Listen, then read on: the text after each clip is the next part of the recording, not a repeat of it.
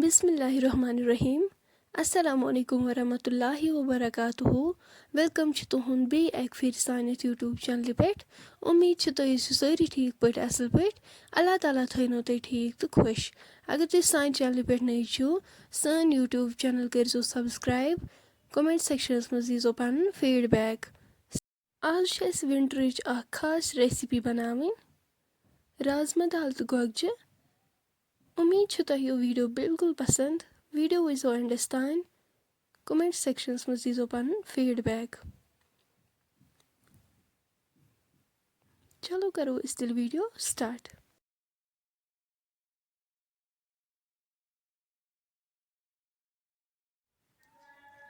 तम खतर राजमा निम्स रात थमज वजनावने प्रेशर कुकरस मज लोगमुत आब गरम गसित करो राजमा अथ मज ऐड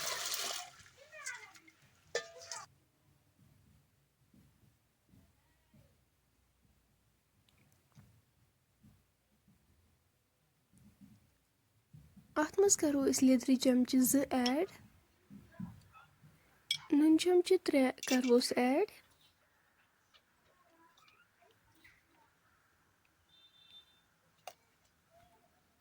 अम पत थो लिड सत कवर कर दिमोस विसल 3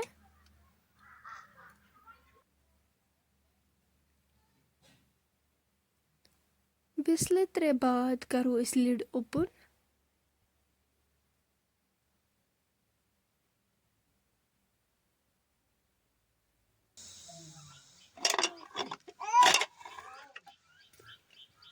गोगजी थमज पील ऑफ कर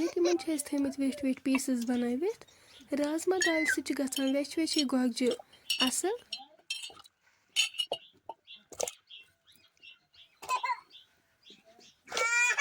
थो अथ लिड बंद दिमोस विसल बाद करो लिड ओपन तुम हेकु वुचित माशाअल्लाह दाल ती सॉफ्ट गमज गोगजी ती सॉफ्ट गमज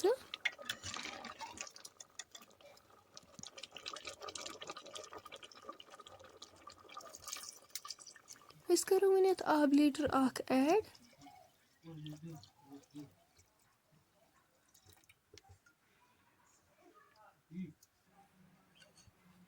पे थोस लिड योतम ग्रेक यह तुम हेकु वुचित यह ग्रेकान अम पत करो लेदरि चमच ऐड मरचंगन चमच 2 नून चमच 2 यपर निम सोबुत मसाल बुड़ल सब्ज ٲl रुंग दालचीन रुहन यह करो सारी मसाल अत मज मिक्स अम पत थो अत पे ठंड यपर लागो ताय मज तील गरम गसित गंडा थोमुत चॉप कर यह करो अत मज ऐड गंड गोल्डन ब्राउन कर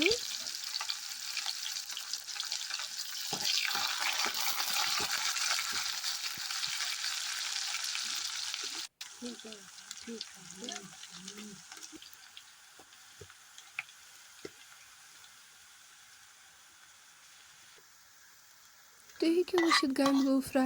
करो राजमा दाल तो गोगजन सत ऐड यह बगार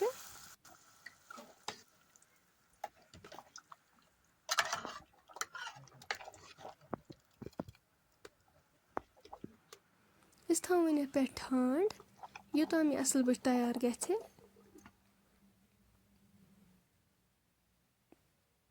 5 मिनट बाद तुलो ठंड थो तुम हेकु वुचित माशाअल्लाह अमिच ग्रेवी रिड्यूस गमज सब्जी ती गमज असल पे तैयार अम पत करो अत